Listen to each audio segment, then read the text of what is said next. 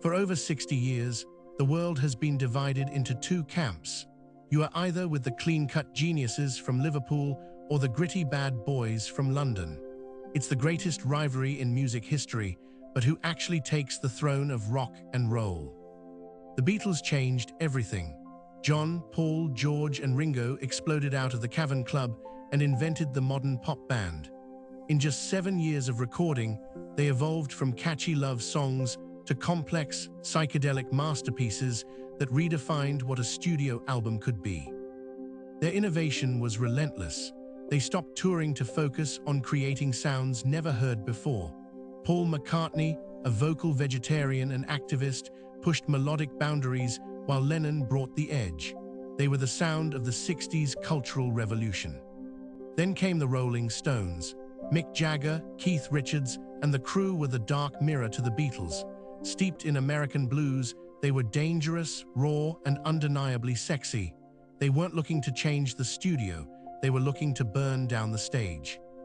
While the Beatles retreated to the studio, the Stones conquered the road.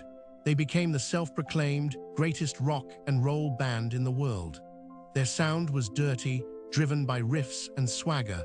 They represented the rebellion that every teenager craved. If we look at innovation, the Beatles are untouchable. They utilized tape loops, orchestras, and Indian sitars. They made SGT, pepper. The Stones, however, mastered a groove and stuck to it. They perfected the rock formula. One invented the game, the other played it harder. Lennon and McCartney are arguably the greatest songwriting duo in history. Their range is staggering, from Yesterday to Helter Skelter. But don't sleep on Jagger and Richards. Gimme Shelter and Sympathy for the Devil capture a darkness and power that the Beatles rarely touched. Here is where the Stones dominate. The Beatles burned bright and fast, breaking up in 1970. The Stones kept rolling.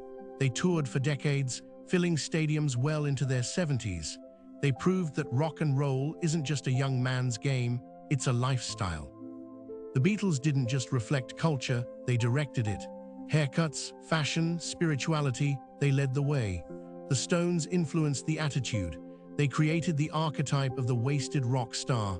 Every punk and metal band owes a debt to the Stones' swagger. The rivalry was largely a marketing myth. In reality, they were friends. The Beatles actually wrote the Stones' first hit, I Wanna Be Your Man. They coordinated release dates to avoid clashing, but for the fans, the choice was a declaration of identity. Commercially, the Beatles are the best-selling band of all time, shifting over 600 million records. The Stones are huge, but they can't touch those numbers.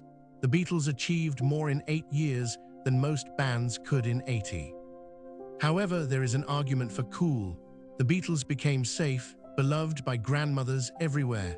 The Stones retained an edge of danger. If you want a lullaby, you pick Paul. If you want to start a riot, you pick Keith. The Stones adapted to disco, funk, and punk, surviving every trend. The Beatles never had to adapt because they imploded at their peak. They are frozen in time as perfection, never having the chance to make a bad 80s album. Interestingly, both bands influenced lifestyle. Paul McCartney's advocacy for vegetarianism changed millions of diets.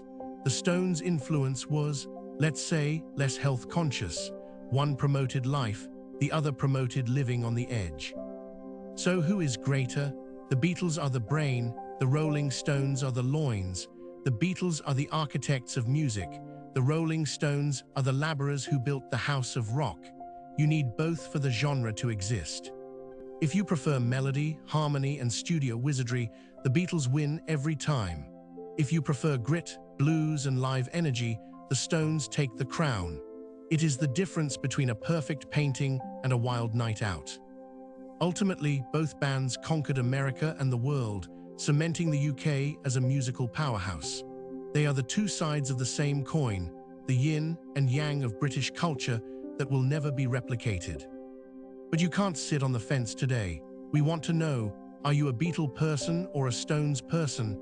Which band's greatest hits would you take to a desert island? The debate continues in the comments. Thanks for watching. If you enjoyed this musical showdown, smash that subscribe button on United Kingdom Repo. We have plenty more legends to compare. See you in the next video.